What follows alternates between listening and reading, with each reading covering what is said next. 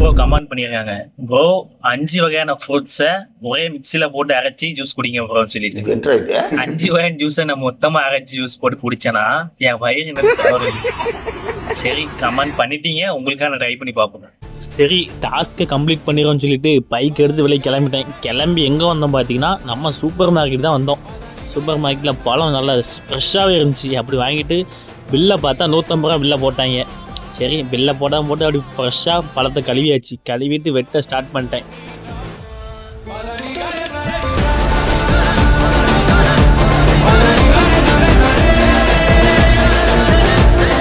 இதை பார்த்து ஜூஸ் மாதிரி தெரியல, பஞ்சாமிரம் மாதிரி.